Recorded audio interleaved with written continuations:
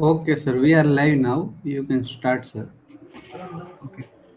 So first of all, good afternoon of all the participants and all the new students that have joined PhD. And as a part of your PhD coursework, today I'm supposed to take one of the topic that is very important before starting the research. Whether you are from any streams like science, commerce, or arts, or within the science, you are from the chemistry, zoology, botany, microbiology. So today, the topic of my talk is biological and chemical databases.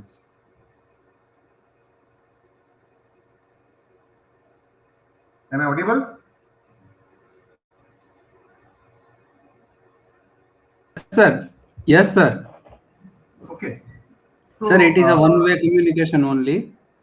okay. Okay. So, first of all, myself, Dr. Soumya K. Patel, uh, I'm working as a faculty at Department of Bioinformatics, School of Science, Gujarat University, and I'm guiding PhD students of biotechnology, bioinformatics, biochemistry, and botany. So, first of all, biological and chemical databases. First of all, they are very much important uh, for your searching about your research topic or any single query that you are doing in the Google. But when we are doing a research or you are addressing any research a problem, so then you have to be some narrow down in your research topic or your research query first of all. So today I'm going to try you to give some aspect on available biological and chemical databases that may be useful in your future research studies, and this will apply to all the botany, zoology, microbiology, and the chemistry students. So first of all, we need to understand what is a database, right? So as depicted here, a database is simply an organized collection of related data. First of all, you need to understand that all this kind of data is saved or stored on your hard disk or your thumb drive or pen drive or any storage devices that can be accessible through computer and accessible by possibly by many concurrent users. So that is the, we can say, basic definition of a database. And data is generally raw information, right? That is a very well understood. As all the students are from the various master background, right? You are basically know that data is a general raw information, specifically in the biological science data and also in the chemical science data that will include the results of an experiment, right? So if I talk about the bioscience data, so first of all, if you know the sequential data, the sequence of DNA in terms of the ATGC that you are getting from your experiment, right? Then the sequence of protein, that is the adamant sequencing. So the sequence of protein consists of various letters of the amino acids. Then three-dimensional structure of the protein, right? That you are getting from the XRD or the NMR data. 2D gel electrophoresis, microarray, RNA sequences, and there are so many various biological and chemical experiment that you are or the people generally carry out in their labs, and ultimately they are producing this kind of data. So first of all, what is the need of to create or to use this kind of databases? So first of all, I have tried to give here a very basic idea about the primary goals of the databases. First of all, we are supposed to collect and preserve the data. Okay, so we will be collecting and preserve means storing the data. Second is to make data easy to find and search. Then to standardize data representation, right? All you are aware of various data representation or just like a flow chart or graph, right? Then they next is to organize data into the knowledge. So ultimately you are going to understand those type of data. Then a crucial step is to minimize the data redundancy. So ultimately, if you are working, if you are addressing any issues that is globally, then first of all, your data should not be redundant. Ultimately, duplication of data and just store the same data in the multiple files, right? Then again, next step is to achieve data independence. Now, what is data independence means? Ultimately, you are able to make changes in data structure without making changes in the program that process the data. So here we will not talk about in detail about the databases. That is the I mean the database development part. That is the pure computer science part. But ultimately, even whatever the data we have produced and we have made a database, so ultimately we can change that kind of database is with our latest result and ultimately to organize the data into the knowledge. So data ultimately consists with the so many concurrent data types. So first of all, what is the need to learn the biological database? So ultimately, there are so many various ways, right, to use and to create biological databases.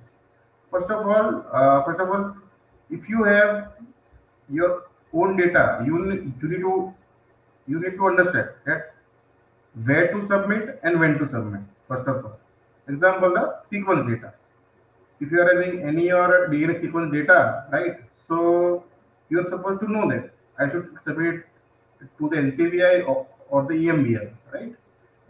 Later on, we will see about this kind of databases in detail. Then to know where to discover the biological meaning of your experimental data. First of all, you need to correlate your data with the other available database, and then to learn how to use bioinformatics tools to access database efficiently. So ultimately, you're not supposed to go into the detail about the so many bioinformatics tools, but you should understand about the basics or the types of database, right? That for a layman to use. Okay, layman means new PhD student or new scholar, right? So we have talked about the database. So first of all, now what is a biological database? Biological database is nothing but a collection of, as I have told earlier, a collection of experimental and theoretical data organized in such a way that it contents can be easily, first of all, pinpoint the, the content or whatever the data that database is having can be easily accessed, managed, updated, and retrieved. Look, first of all, as a beginner, we are supposed to only access the data. We will not manage the data and we will not update the data. Management and the updation part is pure of the computer science or those who are developing the databases, right? Retrieval means downloading, right? So ultimately, we are supposed to download our desired data. Then the activity of preparing a database can be divided into the two systems. That is, first is the collection of data. Here we are talking about all kind of biological databases and making it available to a multi-user system. Okay. So first of all, here I am giving a very basic example. First of all, if we talk about the biological or the chemical database structure, right? So structure means here we are not supposed to go into detail about how they have developed, but ultimately we need to understand the file format ultimately. So first of all, first database is flat file database. Suppose in the Microsoft Word, all are using, right? So in MS document saved as a text only, right? A flat file is a file containing records that have no structured interrelationship, right? So ultimately, biological databases in we talk about the GenBank data. That is the flat file database. Okay. So what are ups and downs here? First of all, it takes up less space than a structured file, right? Easy to set up and learn, and however, it requires the application to have knowledge of how the data is organized within the file. So these markups and tags are ultimately a computer science thing, right? But ultimately, we should know that that is one format called a flat file database. Then second is a relational database. Now, relational database, it's a collection of data items organized as a set of formally described tables, right? First of all, you can see this table, right? There are two different courses. First course is a computer-aided sequence analysis, and the second is bioinformatics. And there's a course name, then the credits, grades, right? So, so ultimately, for example, for example, database management system in a school record, right? In SQL or the Oracle, right? So SQL and Oracle are the relational databases, right? And the third one is object-oriented database. That is something we call the databases developed from various object-oriented programming languages like C++. We will not go into the detail about this, but at least we should know about the that this database is made up from which platform of the particular language. Now, for all the biological science people interest, this is a very important slide that you are supposed to know, and this will be very much helpful when you will carry out your research work or how to start with searching about my desired keyword first of all. So here I have tried to give an broad classification of the biological databases, right? First of all, based on the various type of data produced from the lab, right? Here first is sequence-based databases. Sequence.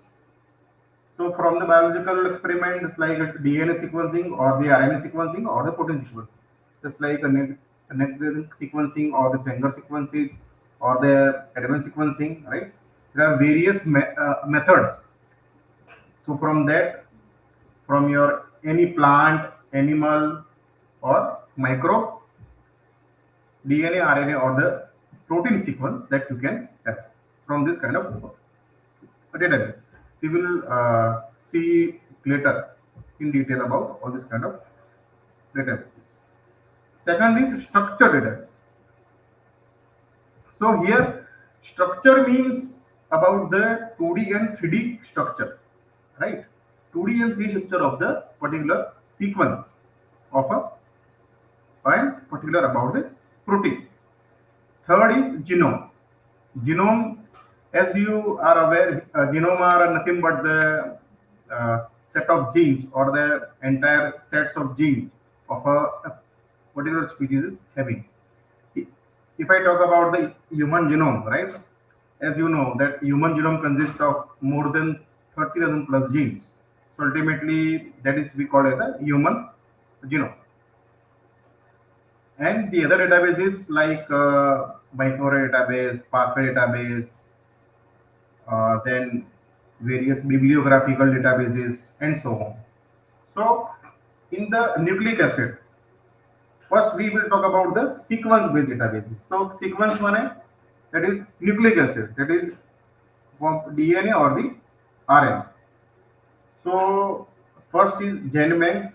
GenMag is a part of NCBI, that is National Center for Biotechnology Information. Second is EMBL, European Molecular Biology Laboratory. DDBJ is nothing but the DNA database of Japan. So all these kind of databases are the reservoirs of the primary nucleic acid data or the sequential data of DNA and the RNA. Second is protein sequence data. So in that SwissProt, TREMBL, they are the part of the EMBL only, and they consist data of amino acid sequencing. Then PIR, protein information resource, then Interpro, and there are so on. But so whatever the databases here I have listed, they are the main key databases, right? That you can use for your further research and studies. Third, we talk about the structure databases. So first of all, from the X-ray diffraction or the NMR data, you can have your proteins 3D structure. So PDB is nothing but the reservoir of the protein 3D structure. It is protein data bank, scope, and care. These both databases are protein structure database. So specifically for domain, motif, loops, turns. So this scope and care are the classification databases of various protein sequences. Then genome database. So as I've told you, genome database are the larger data sets of the entire genomes, right? So first of all, NCBI genome. NCBI genome is nothing but the primary database for the various genome. Like you can have your search on human genome or any microbial or plant genome. Suppose Arabidopsis thaliana, influenza, right? Means family of influenza microbes, right? Enzembel and TIG. So these are the world's key largest databases for your genome search. Then CAG. CAG is nothing but the Kyoto Encyclopedia for Genes and Genome. So this database contains the various pathway databases. Bind, Array Express, Treebase. They are mainly more for the microarray databases, right? So in this database, you can have the available microarray experiment data. Then GEO, that is gene ontology, right? And PubMed. So for you, PubMed is the very first database that you are supposed to use. PubMed is nothing but the bibliographic database. In that you can find various journals. You can find the various research paper, right, for your review. Also, you can submit your research paper that you have already published. So this slide for me is a very much useful for the students who are doing the research in terms of the biological sciences. Now we will talk about the chemical databases. So first of all, chemical databases are same as well as the biological, but here the data that we are talking about that will be produced from the more of the chemistry. So chemical databases are again an organized collection of information on the chemical structure, their properties, reactions, and again with the biological activity, serving as an essential tool for the drug discovery and the chemical search. So for chemistry people, uh, this kind of databases are very much important. So first of all, also their classification is, first of all, first is a bibliographic databases. So they contain information, all the bibliographic references and academic journal. Example, PubMed and CAS, Chemical Abstract Services. So I will try to show you all this kind of databases, right? After having this presentation, if I would get the time. Then second is structural database. So all the chemistry students are supposed to first of all learn about the 2D and 3D molecular structures, downloading, or we can say the travel of this kind of 2D and 3D structures, right? Often using the standardized file format, it's like SMILE or the INCHI keys for the computational search. And the third is crystallographic database. So all the, I think, organic and those who are using the IR or the XRD, or those who are working in the areas of the structural things, right? So these databases contain precise 3D data of the crystal structures, such as the Cambridge Structural Database (CSD). That is again a very good reservoir of crystal structure of the so many various chemicals. Then fourth is reaction database. So this reaction database focuses mainly on the chemical synthesis and the reaction mechanism, helping search plant pathways, just like SciFinder, right? And there are so many various reaction databases that you can correlate, or you can, if you are an organic chemistry guy and you want to synthesize certain new organic chemical entities, right? So first of all, you need to search that whatever the chemical entities I'm going to synthesize, that is not supposed to already are available on this kind of databases. So first of all, that is a, so this kind of tools like SciFinder and so many databases are very much helpful, that minimize the data redundancy, as we have talked about earlier. So for chemistry people, these databases are very much essential to start of their research journey. So here I have just like a biological databases. Here I have listed the major, or the, we can say, the key chemical structure databases. First is PubChem. PubChem again is a part of NCBI, and it's the world's largest collection of the freely accessible. So first thing is freely accessible. There are so many various commercial databases are available, which you can only access through your subscription. So ultimately you have to pay the fees, right? But PubChem is the world's largest database that you can have a freely accessible chemical information, including the small molecules and the biological activities. Second is the ChemSpider. ChemSpider is a, again, a free chemical structure database from the Royal Society of Chemistry that provides access to over 100 million structure and integrated prediction engines. There are so many concurrent things are there, right? So in this presentation, only I have given the basic idea about the key chemical databases, right? Later on, all students should go to have some search, or should go through the entire database as per their need. Okay. Then CHEMBL. Again, it's a part of EMBL, a manually curated database of bioactive molecules with drug-like properties. focusing on the interface between the chemistry and the biology.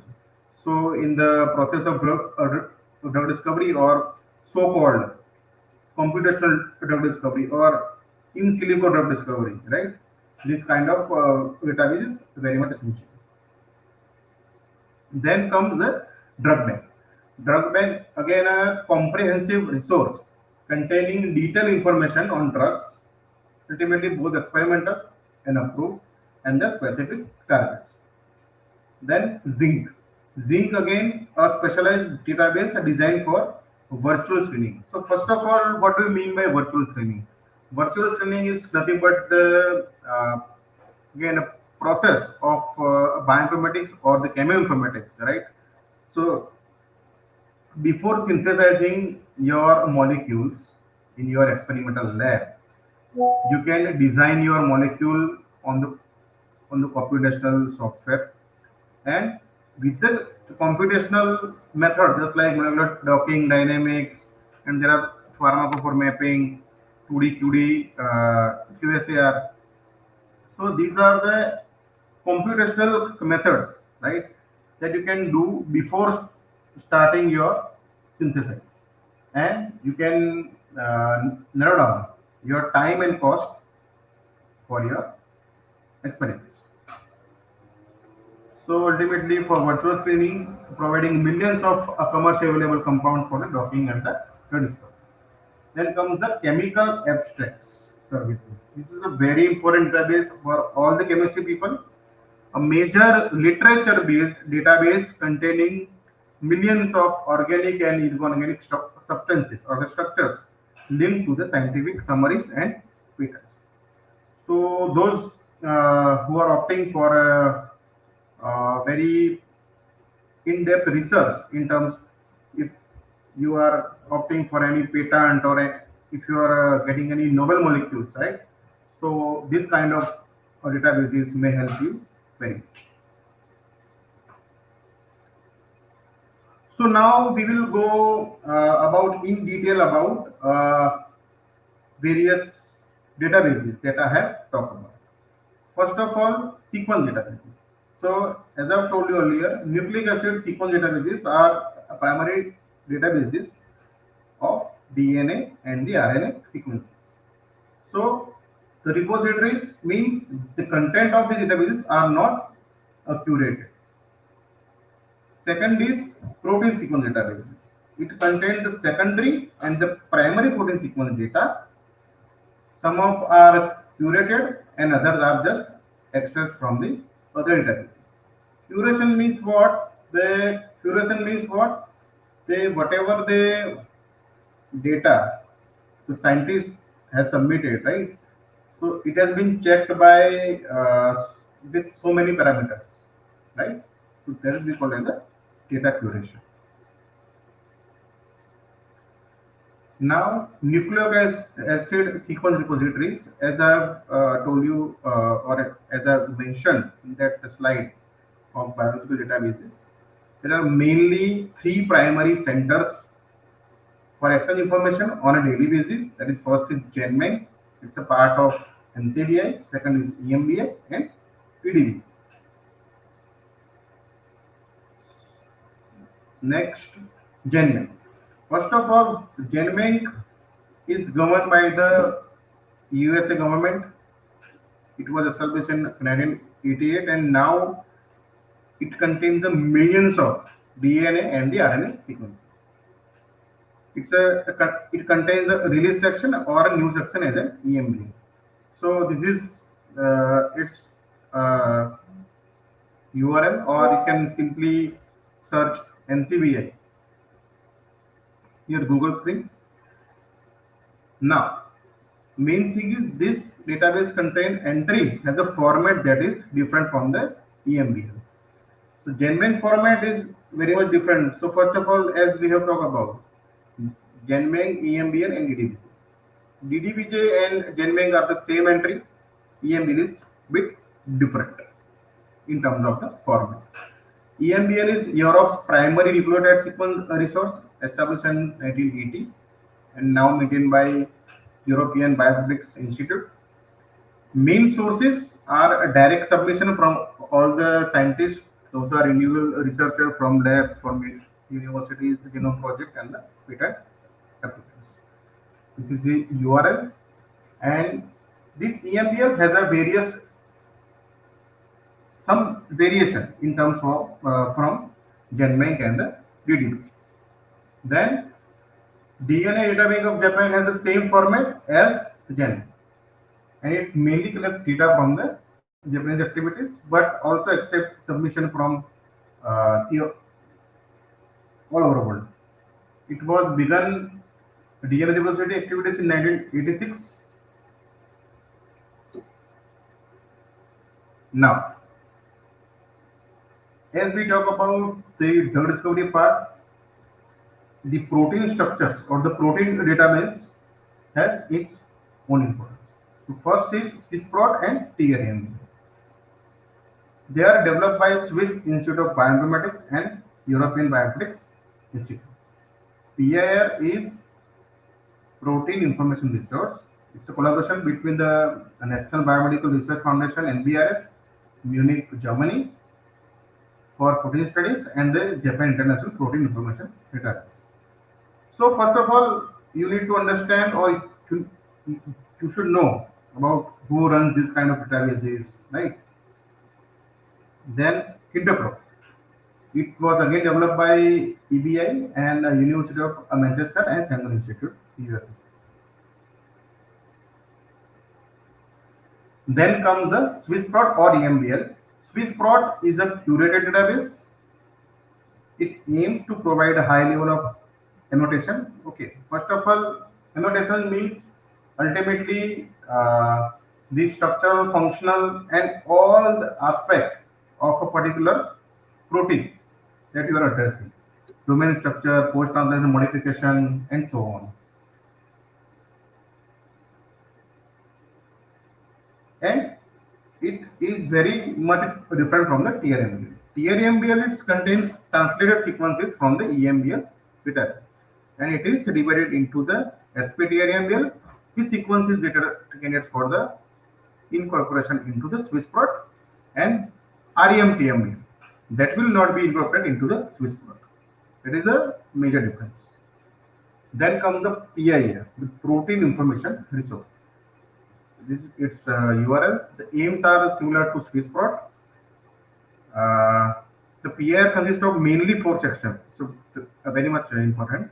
Fully classified entries. Okay, these entries are nothing but the protein sequences in structure.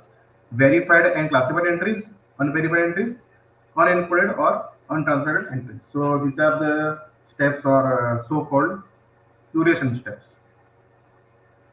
Interpro. Interpro is an integrated database of protein families, domains, and functional sites in which identifiable features found in known proteins can be applied to the unknown protein sequences.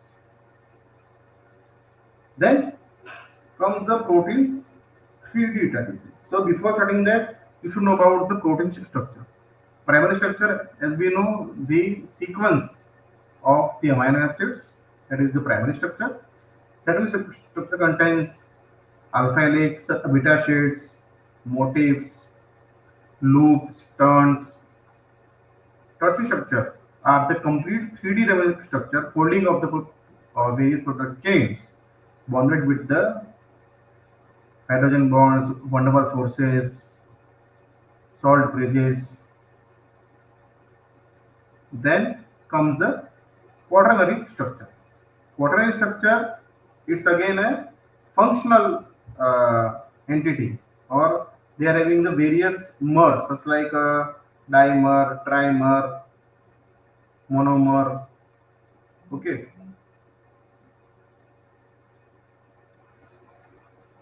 Structural databases contain the information on the 3-dimensional structure, that is the 3D structure of the molecules, mainly proteins, and this data is primarily based on the X-ray. X-ray crystallography, it's a technique, right? You can have your 3D structure of a protein. NMR or the various theoretical methods. These theoretical methods are nothing but the method called homology modeling, ab initio modeling of bioinformatics. The example of databases are protein database, that is PDB, that is the world's largest protein 3D structure data reservoir. Then molecular modeling database, MMDB, it's again a part of NCBI. Then comes the genome databases. Genome databases are differ from the sequence databases. Why? Because they are having more heterogeneous and a diverse data. A genome database organizes all information on an organism genome. First of all, this kind of method like genetic mapping. So genetic mapping, that is ultimately we are locating the relative genes to each other with a distance measured as a percentage recombination. Then physical mapping, right? So these are the various information that genome databases consist of. Ranges from the cytogenetic maps, the bending pattern of the chromosomes and so many things, to the position of the clone proteins. Then sequential data. Again, that 30,000 plus genes of a human genome. As an example. NCBI's genome section, you can find the genome data. Ensemble, again, part of the EMBL. TIGR microbial genomes. TIGR, it's a comprehensive microbial resource database for all kind of microbial genomes. Then, very important, that is metabolic databases. Metabolic databases are ultimately the database has been produced by the various metabolic reaction or the pathways. It describes enzymes, reactions, substrates, products, and the biochemical reactions. So in this database, data are specific for different organisms. It's like Homo sapiens, Ranatygrena, as well as the general overviews and links to the sequence and the structure database. Pathways, sequences, genomic maps. So ultimately, if you are, example, TCA cycle or the Krebs cycle, if you search here, so you will get the entries on the TCA cycle or all the information about their abstract, about all their substrate, enzyme, about the TCA cycle. To generate possible reaction pathways, compare two genome maps. Again, if you are doing a comparative genomics or you are comparing the various genomes, this pathway or the CAG, it will be very much useful to those. Infer presence of pathway in organism 2 by comparison with organism 1, right? So ultimately you can infer or you can say so many various things in terms of about the evolutionary aspects and so on. Then molecular interaction databases. What is BIND? BIND is an example data expanding database of biomolecular interaction in the pathway and the complex information. DIP. It is a catalog of experimentally determined interaction between the various proteins. So ultimately, it's a protein-protein interaction database, DIP. Then expression database. Ultimately, the micro database. Expression databases consist of functional genomics part, that is DNA array or the DNA microarray, are used to assess the RNA levels of the various genes. So ultimately, it calls about the gene expression data. Measurements are taken at the intervals after some treatment is initialized. Genes are grouped in cluster according to the expression profile, and the reverse engineering of the expression levels of these groups are used to propose regulatory gene network. So we will not go into detail about this microarray database. So, but ultimately we should know that if you are looking at any gene expression studies, right? So first of all, this kind of database are very much helpful. So example of given gene expression databases are EBI Array Express database, NCBI Gene Expression Omnibus, NCBI GEO, then Stanford Microarray database, and so on. Then comes a very important for all the students of microbotany and zoology, those who are working in the taxonomy part, that is the phylogenetic studies or the phylogenetic databases. So primary and the secondary databases are there. Primary databases contain information on the result of phylogenetic analysis and trees, the taxonomic names, data, and an assumption on which various analyses are going on. Secondary databases contain the interpretations and the assembled philo hypothesis for all kind of taxa. Major database is called tree base, and that is the primary phylogenetic database, and second is tree of life, that is the secondary phylogenetic database. Now a very much important thing that you are supposed to know about how to search. So first of all, database search system, just like a Google search engine, right?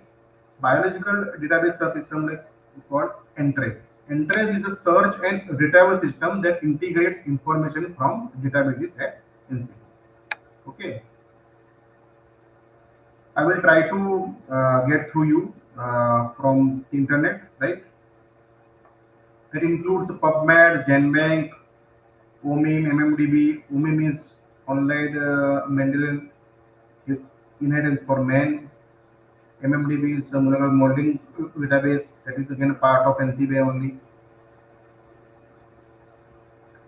Then database search system, second is sequence retrieval system of the NCBI. So several dozen of the servers provide access to over 300 various databases. So again, this NCBI EML are the database of databases. So also other database can be integrated into the SRS system. Now, through these chemical and biological databases, there are various application areas, right? First of all, so first is bioinstrumentation, bioengineering, bioinformatics, contract R&D, diagnostic, veterinary, vaccines, biotherapeutics, agribiotics, enzymes. So there are various applications, right, nowadays that are being helpful using this kind of databases or this kind of bioinformatics or the chemical resources. Now, for you, what is database? For example, a master slide that I'm supposed to give there.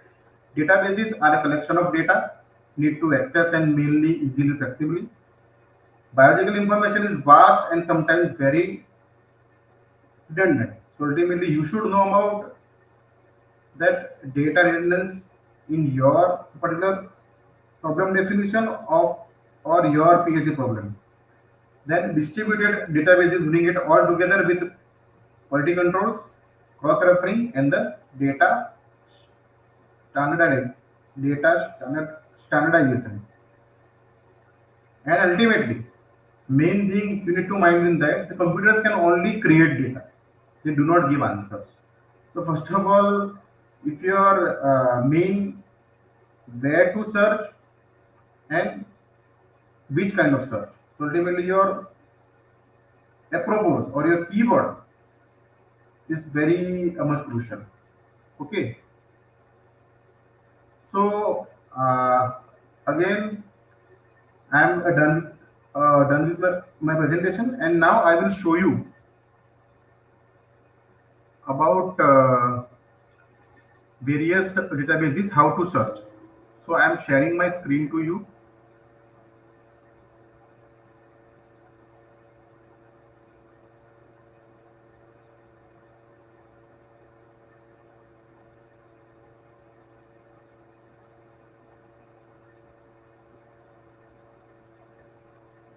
So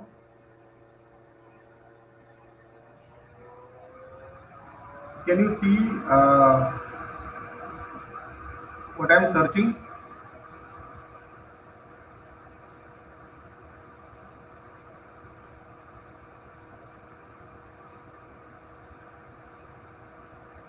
Yes, sir. Now visible, sir. No, no. Look, that I have searched this NCBI. Can you see this? Yes, sir. Okay, okay. So first, I will go through the NCBI. As you can see, NCBI is having this kind of control. First of all, we are supposed to see the ad. First, we'll see about the PubMed. That is the very much important database for all this, for both biology and the chemistry. So in PubMed, right? If I want to search about any chemicals, suppose if I write metacin,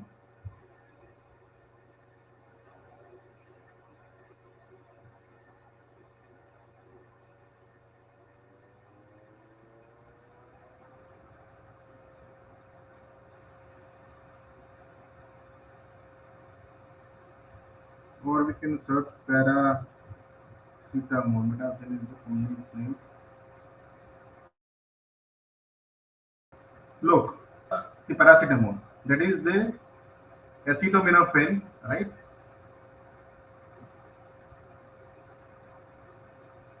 So on the basis of paracetamol, you can have all this kind of information, right? This is a PubMed search.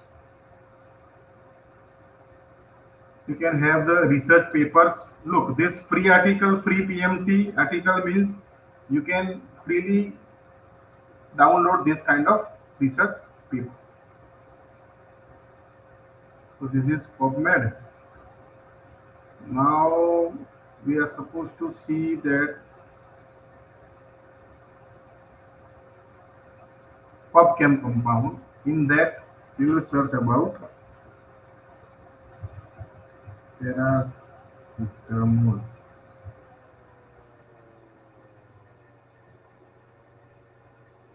So you can see here, you will have the access of the structure of paracetamol. You can see here 2D, 3D, and the crystal structure. And in the right hand side, you can see all this kind of structural information. Its various names. It's like a IUPAC name. There are various chemical and physical properties. This spectral information is like IR spectra or the UV spectra, drug and medication information, agrochemical information, minerals, its pharmacology and biochemistry, safety hazard, toxicity, literature. So you will find the various research papers related to this search called paracetamol, the classification, taxonomy, biological test result, right? So in PubChem, you can see the 2D file. You can see.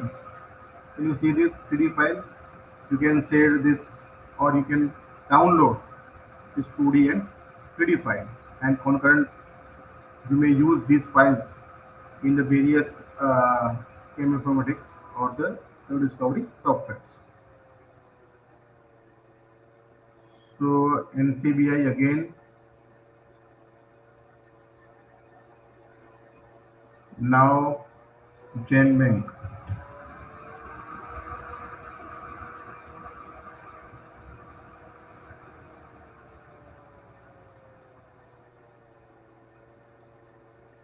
Nucleotide. If I want to search about the insulin, insulin is you know about a protein, right? So here you will get the sequence about the octagon Daegun insulin mRNA sequence. If I click on this,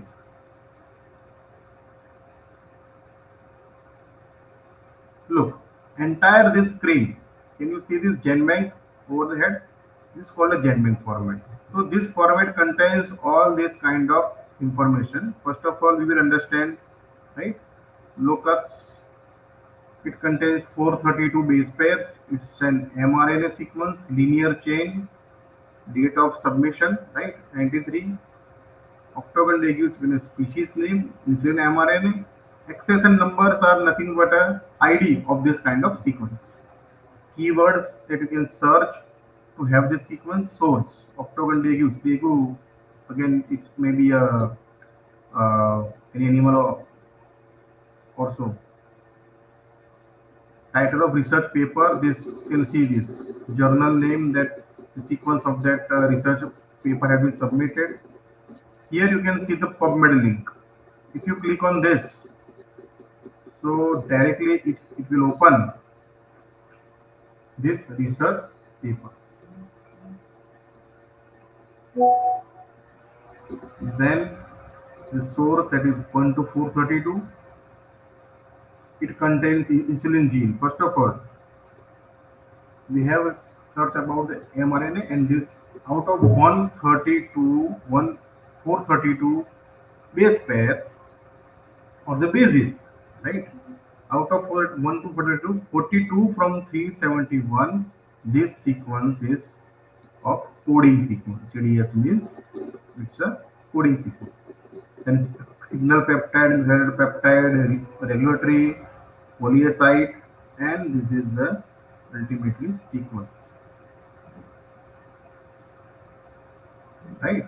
In one line, you can have 1 to 60 bases. So this is we call as a GenBank format. Again, in NCBI, you can also see the genome. It speak about the Arabidopsis thaliana.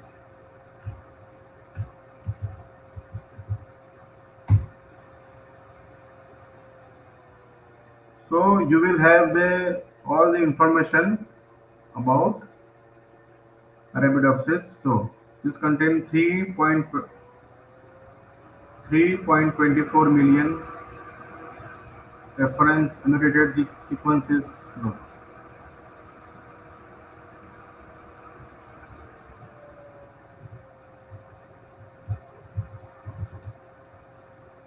Arabidopsis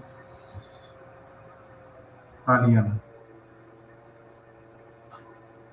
You can have the entire, you can have a 366. So all these different, this GC are nothing but the various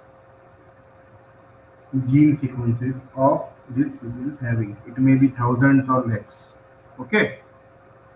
So again, this is a NCBI. Then now we will see about main. I want to show you the PDB database. That is the protein data bank.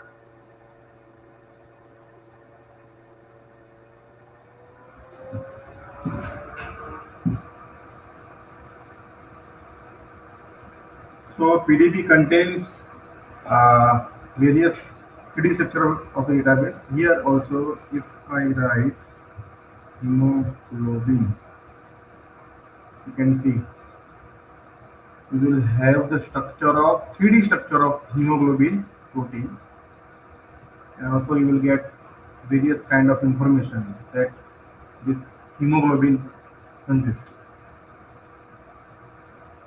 Okay, this is the cryo-electron microscope structure of hemoglobin. Right? First of all, if I click on this,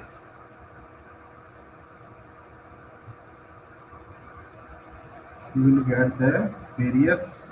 First of all, it's an alligator Mississippiensis species. Then you can see also you can explore this structure in 3D, just like this. You can see also you can download 3D structure. Can you see this heme molecule, or sorry, it's an porphyrin 10 containing Fe molecule, arrow molecule. Okay, so this kind of various structure you can this. Annotation means all this kind of various gene annotation. It's like a function. So this protein is helping protein binding, hemoglobin binding, and biological process. It has a role in catabolic process. If you talk about the cellular component, it's a protein containing complex, cellular anatomical structure, and there are various applications are there about this particular protein. So again, PDB, it's a very large database about all this. Then sequence. Okay, you can see the sequence of that. Look, MV, LS, MED, SKB are these are nothing but the amino acids of a particular protein sequence. Also, you may see right about its secondary structure. This is something alpha helix and various beta sheets.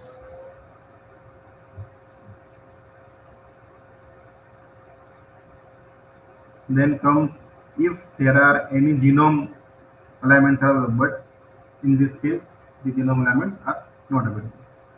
So this is we call as a PDB.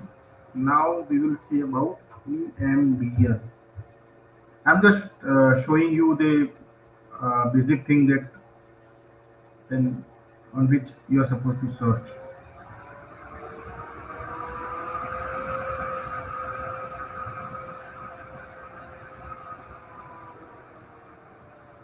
Look, EMBL, research services, training, all various kind of bioinformatics and various.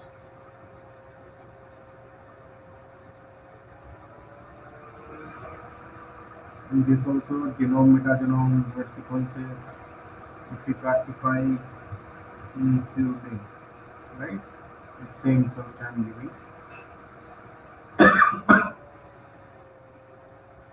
So you can see it is giving the hit on the insulin human is having, right?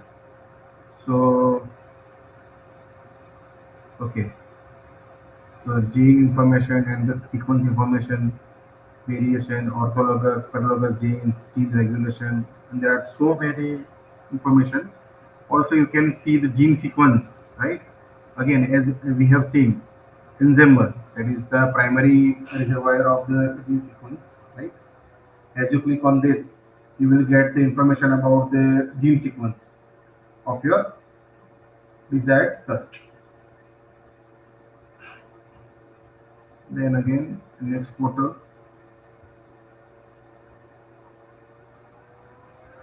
you search about the CAG database.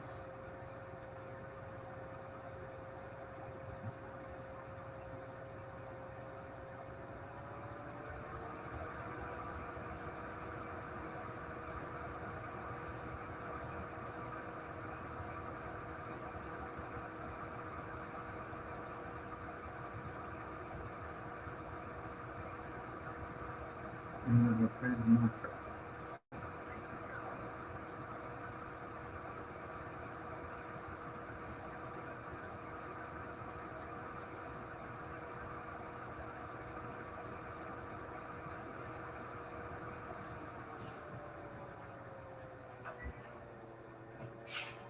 So first of all, we will have the information about all the pathway database. Then we will see about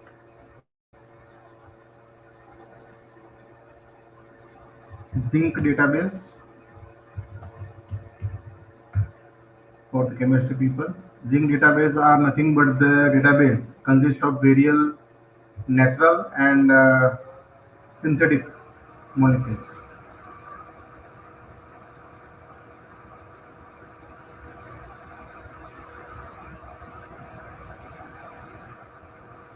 As it contains so many data for the large data, it will take some time to reload. Okay.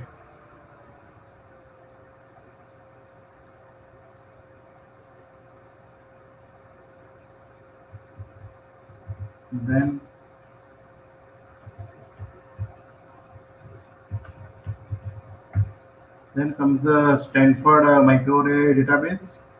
First of all, that is the database for various microarray studies or the gene expression analysis. So this SMD has been moved to NCBI gene expression data only, and also it is linked with the EBI Array Express. So first of all, major two companies are there. One is Thermo and second is Agilent, that you can produce your microarray research.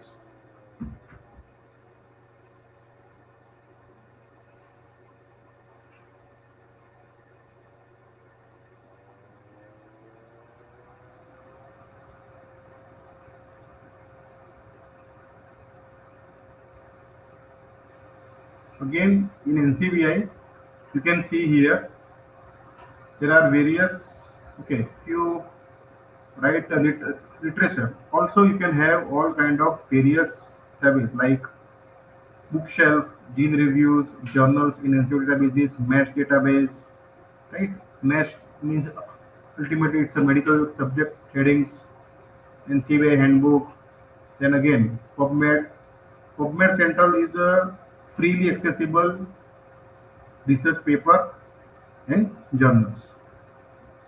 So all these kind of various databases are helpful to you.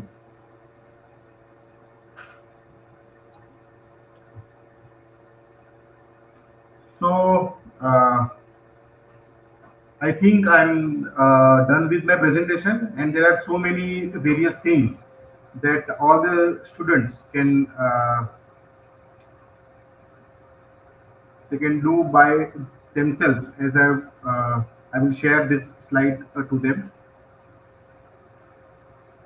So that's all from my side. And now I will, as I have told by Suhas sir, that I'm supposed to have some questions, right, after having my presentation.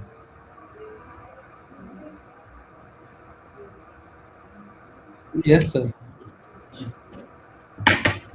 Because mostly this part will be of dialogue things from my side. So you may ask me any question regarding this or bioinformatics or any question. Student, if you have any question, please comment on comment box.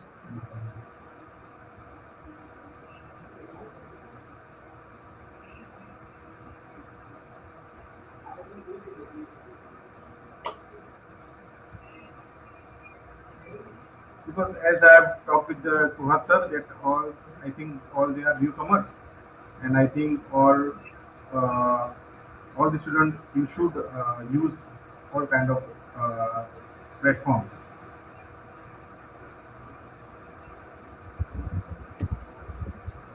No questions.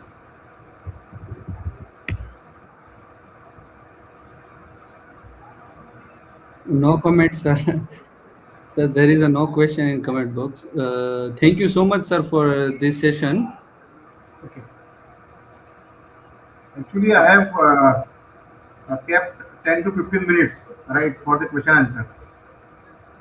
Yes, sir, but student are commenting no questions. Okay. So I think they have got all the information that I have provided. Yes, sir. Thank you so much for this session, sir. Okay. Okay. So thank you so much. So should I leave now? Yes, sir. Yes, sir. Okay. Thank you.